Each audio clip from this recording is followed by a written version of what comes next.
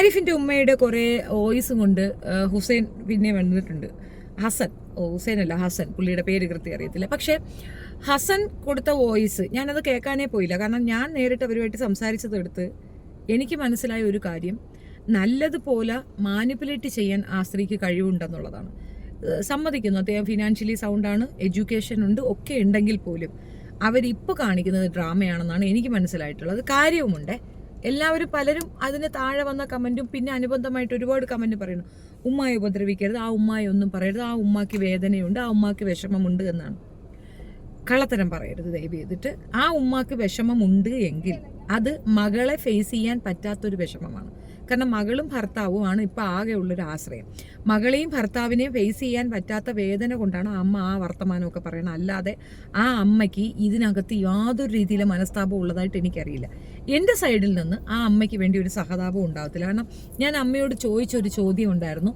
ആ മരുമകളുടെ, അതായത് ആ മരുമകൾ ഇന്നും കാത്തിരിക്കുകയാണ്. മകൻ്റെ ഈ വിഷയം ആ ഉമ്മാക്ക് നന്നായിട്ട് അറിയാം. കണ്ടടന്നിറങ്ങി നടക്കുന്ന മകന് വേണ്ടിയിട്ട്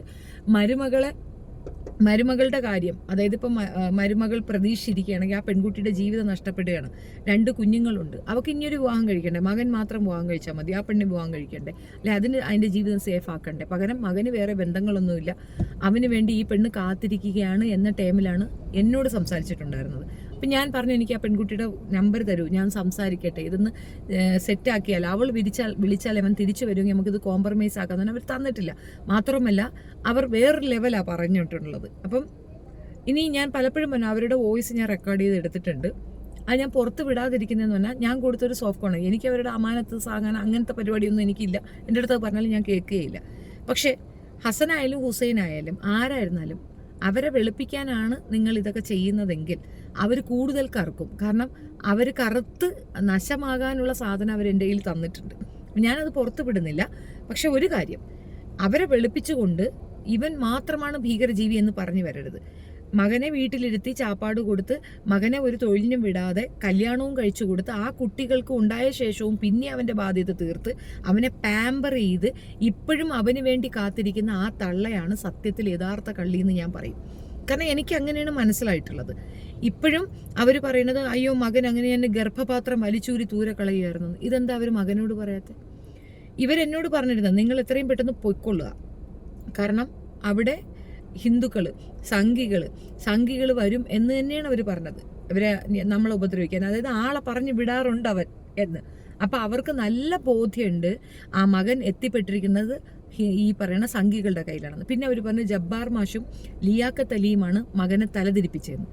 ആഹാ, അങ്ങനെയാണെങ്കിൽ മോൻ്റെ തല എവിടെ പോയിരുന്നു? അവർ തിരിച്ചാ ഉടനെ തിരിയാനും മാത്രമുള്ള തലയെ മോൻ്റെ കയ്യിൽ ഉണ്ടായിരുന്നുള്ളൂ.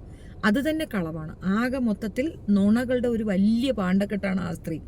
അവരുടെ കെടുകാര്യസ്ഥ ഒന്നുകൊണ്ട് മാത്രമാണ് മകൻ ഇതുപോലെ നടപടിയിലും ഇതിൽ നടക്കുന്നത്. ആ സ്ത്രീയാണ് ആകെ മൊത്തത്തിലുള്ള കുഴപ്പക്കാരി. അത് ഞാൻ എപ്പോഴും പറയും. അത് ദേവി ഇത് മനസ്സിലാക്കുക. പിന്നെ ഉമ്മായ പറയണം എന്ന് പറഞ്ഞാൽ ഉമ്മമാരാണ് പ്രശ്നം. നമ്മൾ മക്കളെ വളർത്തുന്നവരാണ്. നമ്മുടെ കുഞ്ഞുങ്ങൾ ഒരു തെറ്റിലേക്ക് പോയാൽ നമുക്ക് തിരുത്താൻ സാധിക്കണം. അതിന് ഏത് ലെവൽ വരെയും പോകണം, ഏത് എക്സ്ട്രീമിലും പോകണം. ഇവരെ സേഫ് ചെയ്തിട്ട് ബാക്കി അയാളെ മാത്രം, അത് ഞാൻ ഒരിക്കലും യോജിക്കുന്നില്ല. കാരണം അവൻ ഇപ്പോഴും വിളിച്ചിരുന്നു, ഞങ്ങളുടെ കൂടെയൊക്കെ സംസാരിക്കേണ്ട കാര്യം എന്താണെന്ന് അവൻ ചോദിച്ചിരുന്നു. അപ്പോൾ ഇവർ ഫോൺ അറ്റൻഡ് ചെയ്യുന്നുണ്ടല്ലോ, ഇവർ സംസാരിക്കുന്നുണ്ടല്ലോ, ഇവർക്ക് തിരിച്ച് പറയാൻ പാടില്ലേ? അവരല്ല നീയാണ് കുഴപ്പമെന്ന് പറയാൻ അവരെ കൊണ്ട് പറ്റുന്നില്ലേ? ആകെ മൊത്തത്തിൽ അവരാണ് ഇതിനകത്തെ യഥാർത്ഥ വില്ലത്തി എന്ന് എനിക്ക് ബോധ്യപ്പെട്ടതുകൊണ്ടാണ് ഞാൻ വീഡിയോ ചെയ്തത്. ഹുസൈൻ കുറേ കട്ട് ചെയ്ത് കുറേ ഭാഗം കേൾപ്പിക്കുന്നു, കട്ട് ചെയ്ത് അങ്ങനെയല്ല, മുഴുനീള വോയിസ് ഞാൻ നിങ്ങളെ കേൾപ്പിച്ചു തരാം. മകന് തോന്നുമ്പോഴൊക്കെ പോകും എന്ന് ആ ഉമ്മ സത്യം സമ്മതിക്കുന്നുണ്ട്. അപ്പോൾ ഉമ്മക്കറിയാം മോന് തോന്നുമ്പോൾ കെട്ടും തോന്നുമ്പോൾ കളയൂന്ന്. അങ്ങനെ തോന്നുമ്പോൾ കെട്ടുകയും കളയുകയും ചെയ്യുമ്പോൾ മകൻ ഉപയോഗിച്ച് തള്ളുന്ന പെണ്ണുങ്ങളുടെ ജീവിതം ഉമ്മാക്ക് വിഷയമല്ലേ? ഉമ്മ പറയണ ഈ വസ്തു ഞാൻ അവർക്ക് കൊടുക്കുന്നു. അപ്പോൾ ഇപ്പൊ കൂടെയുള്ള മകളെയും കൂടെ പറ്റിക്കുകയാണ്. അവളുടെ കുടുംബക്കാർക്ക് ബുദ്ധിമുട്ടാണ്. അവർ ഇസ്ലാം മതം വിട്ടിട്ടില്ലല്ലോ. ആ പെണ്ണിന്റെ വീട്ടുകാർ ആ പെണ്ണിനെ ഉപദ്രവിക്കത്തില്ലേ? അവൾ പ്രസവിച്ച 3 കുട്ടികളുടെ ജീവിതം ബാധിക്കപ്പെടത്തില്ലേ ഈ ഉമ്മ കാരണം?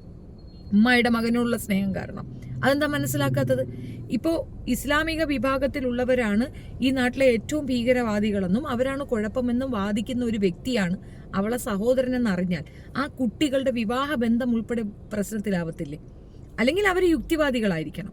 അപ്പോൾ യുക്തിവാദി കല്യാണം കഴിക്കുന്നു, അല്ലെങ്കിൽ അവരുമായിട്ട് ബാക്കിയുള്ള സഹകരണമൊക്കെ യുക്തിവാദികൾ. അവരങ്ങനെയല്ല, അവർ യുക്തിവാദികളല്ല, അവർ മതവാദികളാണ്.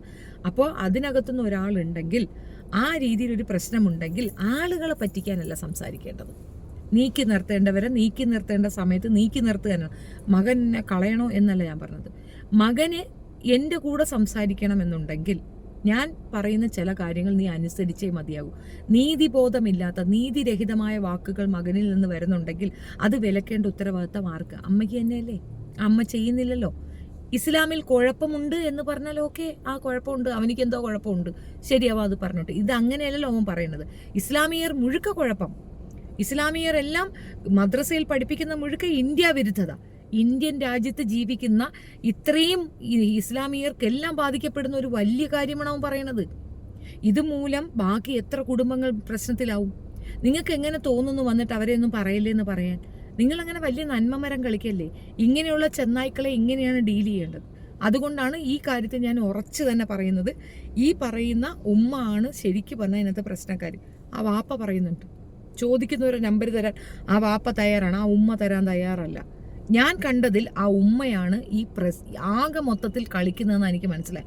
ഉമ്മ അവരുമായിട്ട് സംസാരിക്കുന്നുണ്ട്. ആദില നൂറയെ അവിടെ കൊണ്ടുവന്നിട്ടുണ്ട്, അവിടെ കയറ്റി താമസിപ്പിക്കാൻ ഒരു പ്ലാൻ ചെയ്തിട്ടുണ്ട്. ഈ മരുമകനും മോളും എതിർക്കുന്നത് ഒന്നുകൊണ്ട് മാത്രമാണ് ഉമ്മ ഇതിനൊക്കെ ഓക്കെ നോ എന്ന് പറഞ്ഞുകൊണ്ടിരിക്കുന്നത്. അല്ലെങ്കിൽ ഈ ചെറുക്കനുമായിട്ട് അവൻ സംസാരിക്കുന്നുണ്ട്, അവൾ പോണത് അവരെ അറിയുന്നുണ്ട്, സർവത്ര കാര്യങ്ങളും അവരുമായി ഡിസ്കഷനുണ്ട്. അത് വേണ്ട എന്ന് നമ്മൾ വിലക്കുന്നില്ല. ആ വിലക്കൽ പറയുമ്പോൾ ഇതേപോലെ ഒരു സാത്താൻ്റെ വയറ്റിലെ ഒരു സാത്താൻ്റെ സന്തതി ഉണ്ടാകും എന്നാണ് ഞാൻ പറഞ്ഞത്. എൻ്റെ മകനാണ് ഇത് ചെയ്തെങ്കിൽ സത്യം പറയാമല്ലോ, ഇങ്ങനെ ഒരു കമ്മ്യൂണിറ്റിക്ക് മുഴുക്ക പ്രോബ്ലം ഉണ്ടാക്കുന്ന ഒരു വ്യക്തിയാണ് എൻ്റെ മകനെങ്കിൽ ഞാൻ ഇച്ചിരി അങ്ങ് മെനക്കെടും, അത്രയേ ഉള്ളൂ. കൂടെ ഞാനും തീരും, പക്ഷെ ഞാൻ മെനക്കെടും.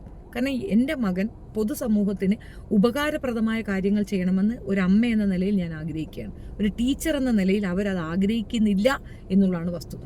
അവർക്ക് അവരുടെ മകൻ മാത്രം നേടണം.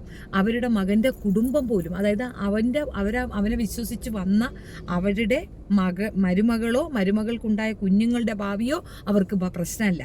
അങ്ങനെയുള്ളൊരു സ്ത്രീയെ വെളുപ്പിക്കാനായിട്ട് ആര് ശ്രമിച്ചാലും ഞാനതങ്ങോട്ട് ഉൾക്കൊള്ളാൻ തയ്യാറല്ല, എനിക്ക് താല്പര്യമില്ല എന്ന് പറഞ്ഞു വെച്ചത്.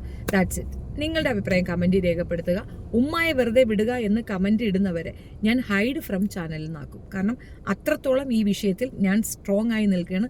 മറ്റ് ചില കാര്യങ്ങളിലേക്ക് ഞാൻ ഇങ്ങനെ ഡൈവേർട്ടായി പോകുന്നത് കൊണ്ടാണ് എനിക്കത് കൃത്യമായി തരാൻ പറ്റാത്തത്. ഞാൻ അതിൽ കുറച്ച് ഭാഗം എഡിറ്റ് ചെയ്യാൻ കൊടുത്തിട്ടുണ്ട്. ഞാൻ എപ്പോഴും പറയുന്നു, പൂർണ്ണമായി ഞാനത് പുറത്തേക്ക് ഇട്ട് കഴിഞ്ഞാൽ സൂയിസൈഡ് ചെയ്യേണ്ട അവസ്ഥയുണ്ടാവും ആ ഉമ്മാക്ക്. അത് ഞാൻ ആഗ്രഹിക്കാത്തത് കൊണ്ട് ഞാനത് എഡിറ്റ് ചെയ്തിട്ടേ ഇടുകയുള്ളൂ. കൂടുതൽ വിളഞ്ഞാൽ ഞാൻ അതും കൂടെ എടുത്തിടും, തർക്കമേ വേണ്ട.